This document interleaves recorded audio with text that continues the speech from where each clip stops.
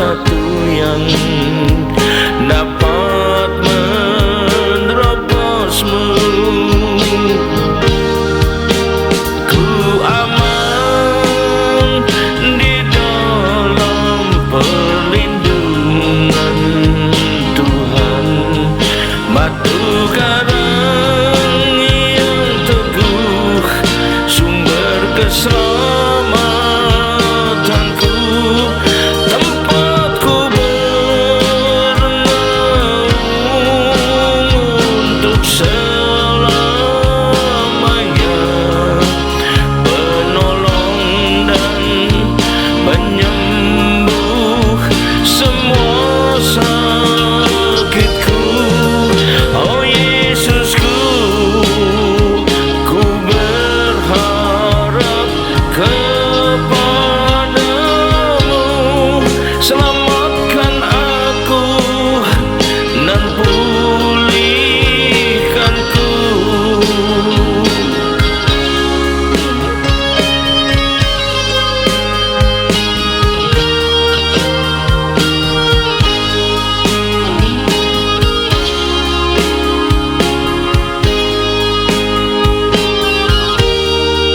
Yesus Tuhanku, Kau batu karangku, tempat perlindungan yang teguh, membuatku mampu berdiri di tengah badai. Tiada satu yang dapat menerobosmu.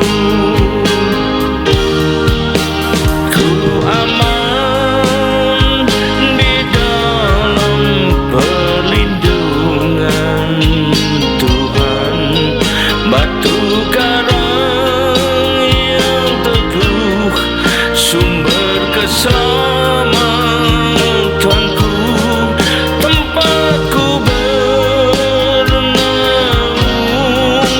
untuk selamanya, penolong dan penyembuh semua sakitku. Oh Yesusku, ku berharap kepadamu, selamatkan aku dan pulihkanku. Selamatkan aku dan pulihkanku. Selamatkan aku dan pulihkanku.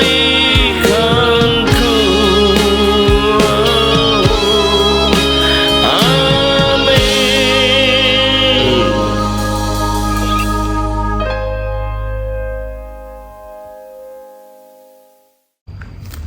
Shalom, selamat berjumpa kembali saudara kasih Tuhan. Mari kita persiapkan diri kita untuk segera masuk dalam firman Tuhan. Mari kita berdoa. Terima kasih Tuhan Yesus, kami siap, umat-Mu siap menyambut firman-Mu. Urapilah kami semua dan urapi hamba-Mu ini, agar firman yang disampaikan ini tidak kembali dengan sia-sia, tapi boleh tumbuh dalam hidup kami dan menghasilkan buah yang baik dan berlipat ganda, sampai 30 kali, 60 kali, dan 100 kali ganda. Dan ya Tuhan, berikanlah pada kami semua urapan roh, hikmat, dan wahyu daripada-Mu, agar kami boleh menangkap dan mengerti isi firman-Mu ini dengan baik dan benar, yaitu tepat seperti apa yang Kau maksud kepada kami semua. Terima kasih Tuhan, kami siap sambut firman-Mu ini hanya dalam satu nama yang berkuasa, yaitu nama-Mu Tuhan Yesus Kristus. Haleluya, amin. Saya lagi salam dan kasih Tuhan. Mari kita siapkan diri kita untuk menyambut firman Tuhan. Tema dari firman Tuhan pada saat ini saya pilihkan yang bertemakan nasihat yang tidak menguntungkan. Nasihat yang tidak menguntungkan. Kelihatannya aneh kan ya, biasanya nasihat itu menguntungkan, tapi justru ada juga loh nasihat tidak menguntungkan. Nah, ini artinya nasihatnya kurang tepat, artinya demikian ya. Satu hal yang merugikan dalam hidup ini adalah kalau kita mendapat nasihat yang keliru sebetulnya. Saya katakan demikian, ya akhirnya menjadi tidak menguntungkan bagi yang dapat menasihat ya. Mintanya itu kenapa bisa keliru? Ada orang yang kurang tepat. Nah ini ya, kurang berkompeten sehingga akhirnya dapat nasihat yang kurang tepat juga. Contohnya ya dari Alkitab kita bisa lihat Rehabeam putranya Raja Salomo ya lebih mengutamakan minta nasihat dari orang-orang sebayanya, teman-temannya, yaitu anak-anak muda, daripada mendengarkan nasihat dari orang tua-tua jadi penasihat bapaknya dulu ya. Jadi kita jangan lihat kadar umur gitu, tapi lihat tepatkah yang memberikan nasihat itu untuk kita dan berkompetenkah mereka. Mari kita baca 1 Raja-Raja 12. 1 Raja-Raja 12 ayat 4 dan 3. Ayat 4 sampai 13. 1 Raja-Raja 12 ayat 4 sampai 13. Mari kita baca ya.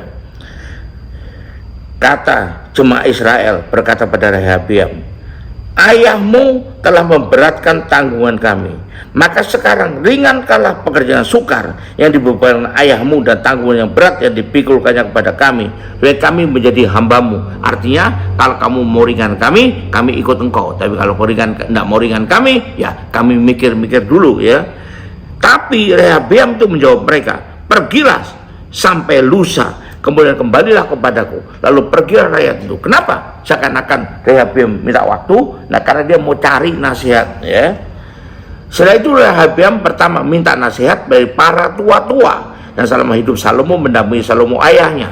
Kalau para tua-tua itu bukan usia ya, tapi jabatannya, tapi pasti juga usianya tidak muda lagi, tapi sudah berumur ya, atau paling tidak sudah dewasa. Lalu katanya, apakah nasihatmu untuk menjawab rakyat itu? Nah, dia minta nasihat kan. Mereka para tua-tua itu berkata, jika hari ini engkau mau menjadi hamba rakyat, mau mengabdi pada mereka dan menjawab mereka dengan kata-kata yang baik, maka mereka menjadi hamba-hambamu sepanjang waktu ya. Tapi ia mengabaikan nasihat diberikan para tua-tua itu. Lalu ia minta nasihat lagi pada orang-orang muda yang sebaya dengan dia dan yang mendampinginya, orang-orang dekatnya, orang seumuran dengan dia, orang sebaya dengan dia. Katanya pada mereka, apakah nasihatmu supaya kita dapat menjawab rakyat? Mengatakan padaku, ringankanlah tanggungan yang dipikulkan kepada kami oleh ayahmu. Lalu orang-orang muda yang sebaya dengan dia itu, seumuran dengan dia itu, berkata, beginilah harus kau katakan kepada rakyat yang telah berkata kepadamu, ayahmu telah memberatkan tanggungan kami, tapi engkau ini berilah keringanan kepada kami, kata ya, yang berkata kepadamu demikian. Beginilah harus kau katakan pada mereka, menjawab mereka, kelengkingku lebih besar daripada pinggang ayahku. Waduh, maka sekarang ayahku telah memberatkan kepada kamu tanggungan yang berat, tetapi aku akan menambah tanggungan kamu. Ayahku telah menghajar kamu dengan cambuk, tapi aku akan menghajar kamu dengan cambuk yang berduri besi ya. Pada hari lusanya datanglah Yerobeam dengan segenap rakyat kepada Rehabeam, seperti yang dikatakan raja, kembalilah padaku pada hari lusa. Lalu raja menjawab rakyat dengan keras. Ia telah mengabaikan nasihat diberikan para tua-tua kepadanya, dan ia mengatakan kepada mereka menurut nasihat orang-orang muda yang sebaya dengan dia, ayahku telah memberatkan tanggunganmu, tapi aku akan menambah tanggunganmu itu. Ayahku telah menghajar kamu dengan cambuk, tapi aku akan menghajar kamu dengan cambuk yang berduri besi. Jadi raja tidak mendengarkan perintah rakyat. Hal itu merupakan perubahan yang disebabkan oleh Tuhan, supaya Tuhan menepati firman yang diucapkannya dengan perantaraan Ahia orang Silo pada Yerobeam bin Nebat ya. Setelah seluruh Israel melihat bahwa raja tidak mendengar perintah mereka, maka rakyat menjawab raja, bagian apakah yang kita dapat daripada Raja Daud? Kita tidak peroleh warisan dari anak Isai itu. Ke kemahmu, orang Israel, kembalilah katanya. Uruslah sekarang rumahmu sendiri, hai Daud. Dari mereka meninggalkan Daud ya. Maka pergilah orang Israel ke kemahnya, sehingga Rehabeam putra Salomo ini menjadi raja hanya atas orang Israel yang diam di kota-kota Yehuda. Kemudian Raja Rehabeam mengutus Adoram yang menjadi kepala Rodi, tapi seluruh Israel melontari dia dengan batu sehingga mati. Bahkan Raja Rehabeam hampir-hampir tidak dapat menaik keretanya untuk melarikan diri ke Yerusalem. Demikianlah mulanya orang Israel memberontak terhadap keluarga Daud sampai hari ini. Nah, jadi akibatnya apa? Merugikan. Kenapa merugikan? Karena nasihatnya tidak tepat, tidak menguntungkan dia. Keliru nasihatnya. Kenapa? Tidak minta pada orang tepat, orang yang berkompeten, ya. Harusnya ia bisa membedakan keunggulan maupun kelemahan dari masing-masing kelompok. Saya tidak mengatakan orang yang kelompok tua itu pasti jauh lebih hebat, tidak juga.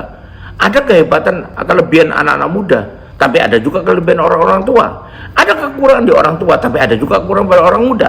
Gimana misalnya?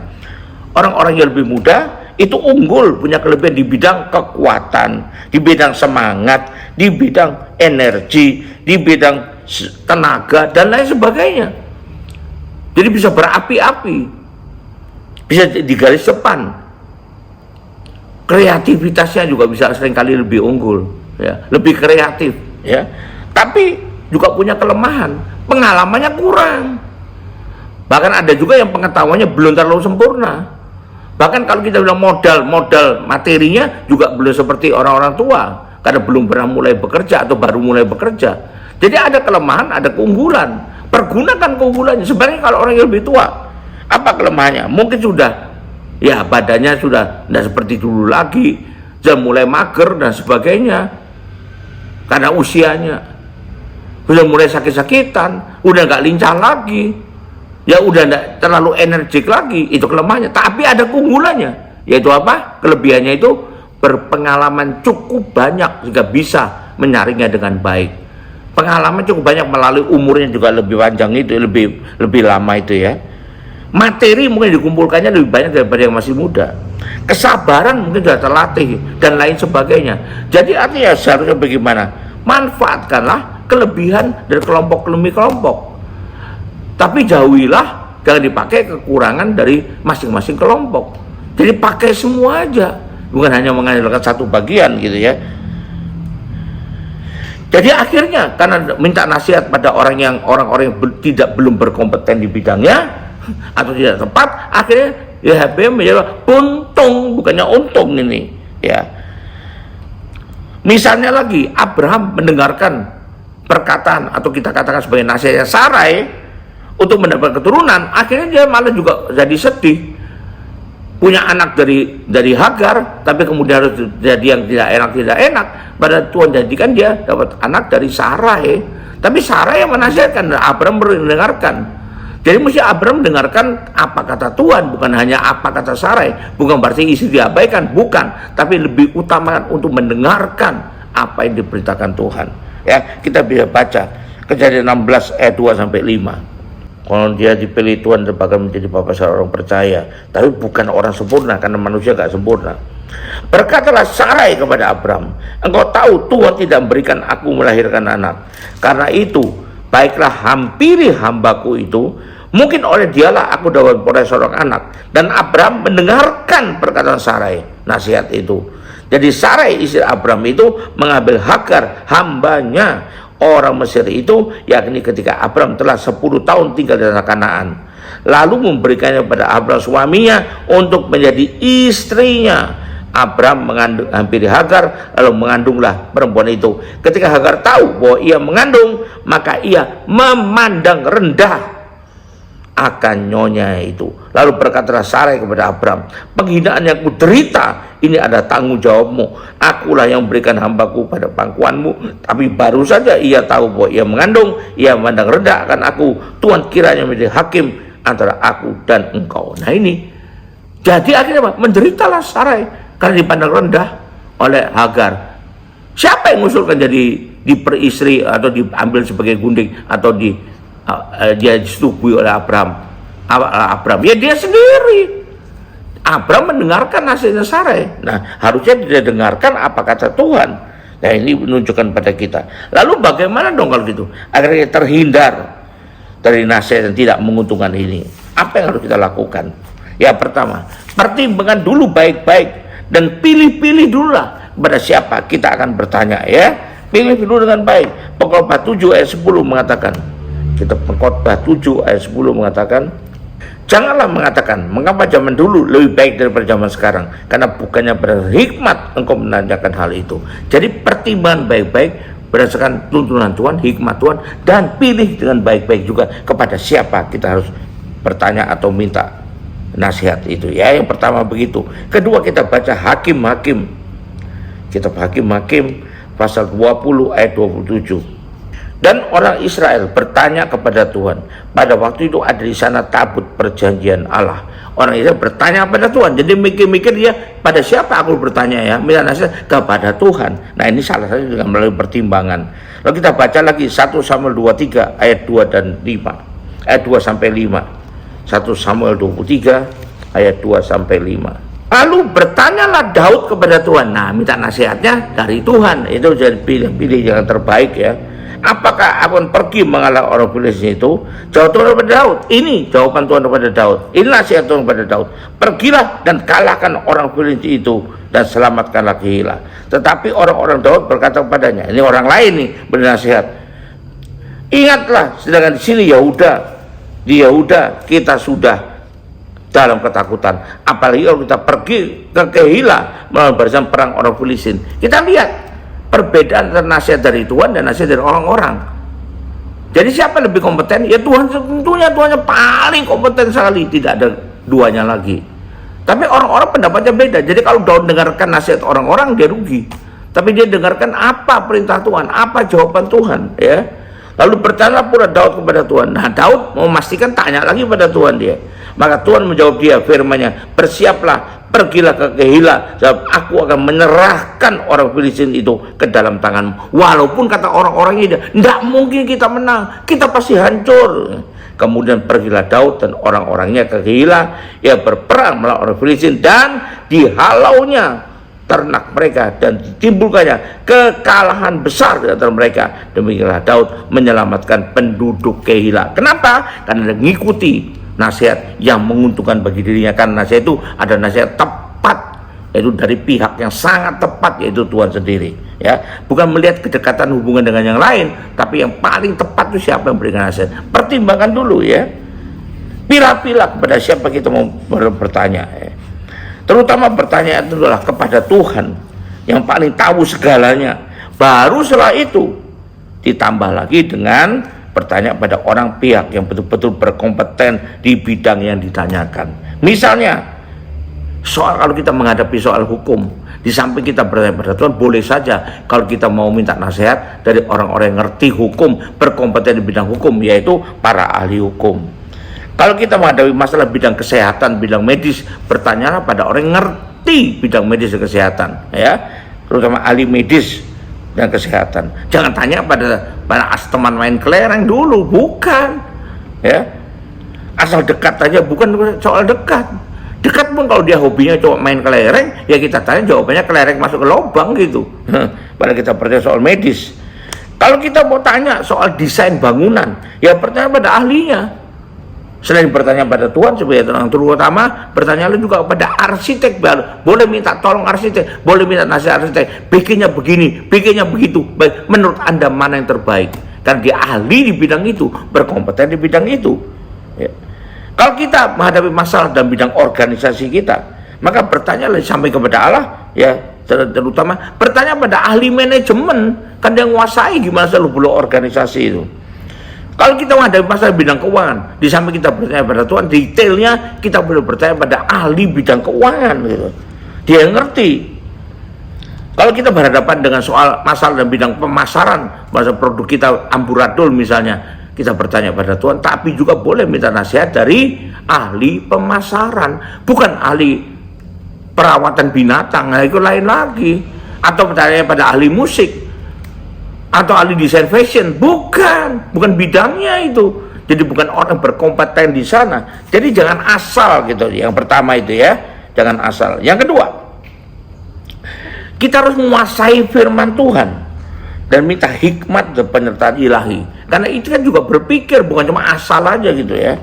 Kuasailah firman Tuhan agar dapat mengecek sesuainya dengan prinsip firman Tuhan. Kita dapat nasihat dari orang misalnya, lalu kita cek apakah nasihat itu sesuai dengan firman Tuhan. Kita menghadapi masalah keuangan, perusahaan kita tidak cukup duitnya untuk bayar pajak, kita minta nasihat dari orang keuangan yang ahli. Oh begini, palsukan ini, nah itu jangan kita ikuti begitu saja. Karena Alkitab mengatakan, berikanlah pada kaisar yang harus kamu berikan kepada kaisar, haknya kaisar. Bayarlah pajak dengan benar. Kalau kita nipu pajak, malsu, maka kita melakukan dosa yang kalau kita ketangkap ya berat sekali akibatnya. Itu harus kita ngerti. Jadi harus sesuai dengan prinsip firman Tuhan, dan dengan juga menggunakan akal sehat. Dan saya bilang logika iman, bukan logika biasa ya, logika iman yang berdasarkan firman Tuhan, dan akal sehat berdasarkan firman Tuhan juga. Mari kita baca 2 Timotius 3 ayat 18. Ingatlah juga bahwa dari kecil engkau sudah mengenal kitab suci yang dapat memberi hikmat kepadamu dan menuntun engkau kepada keselamatan oleh iman kepada Kristus Yesus. Ya, ini dalam bidang rohani, tapi juga hikmat dalam bidang yang lain ya. Lalu kita baca lagi Kolose 1 ayat 9. Sejauh waktu kami mendengarnya, kami tiada berhenti berdoa untuk kamu. Kami minta supaya kamu menerima segala hikmat dan pengertian yang benar untuk mengetahui kehendak Allah, kehendak Tuhan dengan sempurna. Ya, jadi perlu kita bisa mengetahui kehendak Tuhan dengan baik, dan kita menguasai firman Tuhan, dapat hikmat pengetahuan daripadanya, yaitu hikmat pengetahuan ilahi, agar bisa mengecek kesesuaian nasihat yang kita terima dengan prinsip firman Tuhan. Kita baca lagi 1 Korintus 1 ayat 24 dan ayat 30. 1 Korintus 1 ayat 24 dan 30. Tetapi untuk mereka yang dipanggil, baik orang Yahudi maupun orang bukan Yahudi, Kristus adalah kekuatan Allah dan hikmat Allah. Kristus adalah hikmat Allah, dan Kristus adalah firman Allah. Jadi kita harus menguasai firman dan juga hikmat pengetahuan yang dari Allah. Ya, ayat 30 mengatakan, tetapi oleh Dia kamu berada dalam Kristus Yesus, yang oleh Allah telah menjadi hikmat bagi kita. Kristus adalah firman Allah, tapi Dia juga menjadi hikmat bagi kita ya. Lalu terakhir untuk poin ini kita baca 2 Korintus 2 ayat 6 sampai 7. 2 Korintus 2 ayat 6 sampai 7. Bagi orang yang demikian sudah cukup teguran dari sebagian besar dari kami, sehingga kamu sebaliknya harus mengampuni dan menghibur dia, baik jangan binasa oleh kesedihan terlampau berat ya. Kita harus tahu dengan baik bahwa kita juga harus melakukan dengan sebaik-baiknya apa yang telah menjadi ditetapkan oleh ketetapan Tuhan ya. Pertahankanlah kebenaran itu, pegang terus prinsip-prinsip firman Tuhan dengan sebaik-baiknya ya. Ini harus kita lakukan agar kita tidak terjebak dalam nasihatnya, justru merugikan kita semua ya. Nah, yang ketiga, kita perlu menguji dulu segala sesuatu. Untuk itu kita perlu menguji segala sesuatu. Nasihat itu uji dulu, karena Tuhan yang merintahkan pada kita. Kita harus menguji segala sesuatu. Kita baca 1 Tesalonika 5 ayat 21. 1 Tesalonika 5 ayat 21. Ujilah segala sesuatu dan peganglah yang baik. Kalau itu baik hasil ujian kita, baru pegang. Kalau nggak baik, lepaskan saja ya. Bukan lalu nyerang orangnya, tidak juga, tapi atau musuhi orangnya, membenci orangnya, jangan sekali-kali lakukan itu. Tapi artinya tidak perlu dipegang, lepaskan saja ya. Untuk kita bisa memilah-milah mana yang nasihat yang berguna, mana yang justru akan merugikan ya. Alat ujinya apa? Yang paling akurat adalah karunia membedakan roh dan karunia marifat atau karunia hikmat kita ya. Tapi yang lainnya, karena karunia tidak diberikan pada semua orang ya, pada orang tertentu saja sesuai kehendak Tuhan. Tapi yang lainnya bagi mereka semua ada firman Tuhan, tapi juga minta hikmat pengetahuan dari Tuhan agar mengerti dengan baik firman Tuhan, bisa menggunakannya sebagai alat uji yang canggih juga ya. Tapi ujilah dulu, harus berani kita lakukan, jangan asal dilakukan saja, asal kata orang begini lakukan saja ya. Yang keempat, kita harus berani berkata tidak kalau itu memang tidak baik ya. 2 Tawarik 31 ayat 20. 2 Tawarik 31 ayat 20. Jadi harus berani juga berkata tidak, ngambil tindakan yang tegas, bukan hanya minta-minta, bukan hanya ikut-ikut saja ya, berani melakukan tindakan yang tegas. 2 Tawarik 31 ayat 20. Demikianlah perbuatan Hizkia di seluruh Yehuda. Ia melakukan apa yang baik, apa yang jujur, dan apa yang benar di hadapan Tuhan. Harus berani berkata tidak pada yang tidak benar ya. 1 Korintus 7 ayat 35. Semua ini kau katakan untuk kepentingan kamu sendiri ya, bukan untuk menghalangi kamu dalam kebebasan kamu, tapi sebaliknya supaya kamu melakukan apa yang benar dan baik dan melayani Tuhan tanpa gangguan. Pertahankan yang baik ya, utamakan yang baik dan yang benar, bukan hanya karena yang lain-lain sebabnya. Yang terakhir untuk ayat ini, untuk poin ini kita baca di Amsal 11 ayat 19 dan Amsal 23 ayat 23. Amsal 11 ayat 19 dan Amsal 23 ayat 23. Amsal 11 ayat 19. Siapa yang berpegang pada kebenaran yang sejati menuju hidup, tapi siapa mengejar kejahatan menuju kematian. Berpeganglah pada kebenaran yang sejati itu. Berani berkata tidak pada yang tidak benar, berani berkata tidak pada yang merugikan, ya. Lalu ayat pasal 23 ayat 23. Nah, ini bahkan lebih keras lagi. Belilah kebenaran. Belilah, artinya bayar harga. Jadi untuk pegang kebenaran itu bayar harga kalau perlu. Dan jangan menjualnya. Menjual untuk mendapatkan sesuatu, jangan digadaikan, jangan dijual untuk hanya ditukarkan dengan, bahkan kalau nukarkan kebenaran dengan semangkok kacang merah, wah repot itu. Demikian juga dengan hikmat, didikan dan kepengertian, jangan digadaikan, jangan dijual, ya.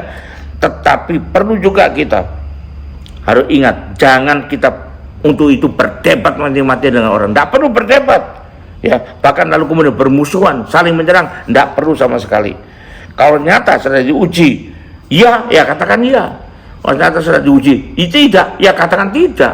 Alkitab mengatakan di Matius 5 ayat 37, jika ya katakanlah ya, jika tidak katakanlah tidak. Lebih dari itu aja, bukan rasa lain daripada itu, berasal dari si jahat. Dan kita tidak mau kalau kita berasal dari jahat. Jadi itulah yang perlu kita sikapi kalau kita ingin terhindar dari nasihat yang tidak menguntungkan. Kalau saya ulang lagi sekali lagi poin-poinnya, ya, yang harus kita ingat dengan baik. Nah, kita lihat pertama poinnya, pertimbangkan dulu baik-baik dan pilih-pilih kepada siapa kita bertanya, terutama kepada Tuhan. Setelah itu cari orang yang berkompeten di bidangnya, bukan asal dekat dengan kita saja, bukan. Dekat pun kalau tidak bukan bidangnya, pasti jawabannya juga tidak selalu tepat gitu, ya. Oke, yang kedua, kuasailah firman Tuhan dan hikmat pengetahuan ilahi daripadanya, ya, supaya kita bisa mengetes, mengecek kesesuaiannya dengan prinsip firman Tuhan. Jangan sampai kita melakukan nasihat yang nggak sesuai dengan firman Tuhan, malah kita makin dihukum Tuhan nantinya. Yang ketiga, ujilah dulu segala hal itu. Apakah betul itu dari Tuhan? Apakah betul sesuai kehendak Tuhan? Apakah betul sesuai prinsip firman Tuhan? Uji dulu. Alat ujinya sekali lagi yang spesifik adalah karunia membedakan roh, karunia hikmat, karunia marifat. Tapi yang umum adalah firman Tuhan. Makanya kuasai firman Tuhan. Dan yang terakhir, kita harus berani berkata tidak kalau ternyata itu nggak benar, ya. Tanpa harus menyerang, tanpa harus berdebat, tapi katakan tidak bila tidak, katakan ya bila ya. Haleluya, puji Tuhan. Mari kita tutup, akhiri ibadah ini dengan terima berkat dari Tuhan. Angkat dua tanganmu dan terima berkat Tuhan. Kembalilah ke aktivitas masing-masing dengan berkat terbaik dari Bapa di sorga, dengan kasih karunia dan damai sejahtera dari Tuhan kita Yesus Kristus, juga dengan persekutuan, pertolongan, penghiburan, kekuatan, dan terutama urapan Roh Kudus yang dahsyat kepada kita, memberi kita hikmat dan kebijaksanaan agar bisa milah-milah dan milih-milih yang terbaik buat kita. Dan biarlah itu nyertai kita mulai saat ini sampai sepanjang tahun ini, sampai Maranatha, bahkan sampai selama-lamanya. Yang percaya dan sudah tiba berkat Tuhan ini, saya mengatakan amin. Tuhan berkati. Sampai jumpa. Haleluya.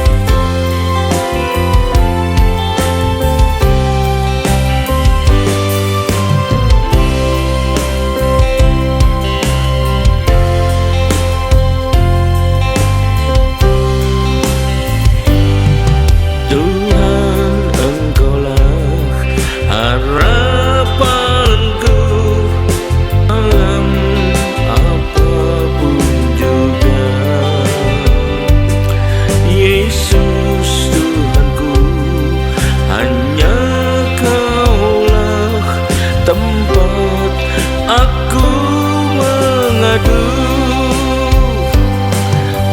Waktuku susah dan menderita, Yesus lah yang ku seru.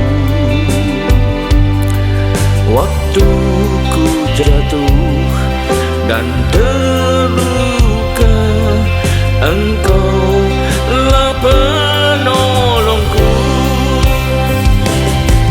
Ku ingin selalu tinggal di dalam hadirat-Mu, Tuhan, merasakan damai sejahtera yang tak tergantikan. Yesus, Kau Tuhan, ditinggikan sampai selamanya. Muliakanlah dan agungkan seluruh umat manusia.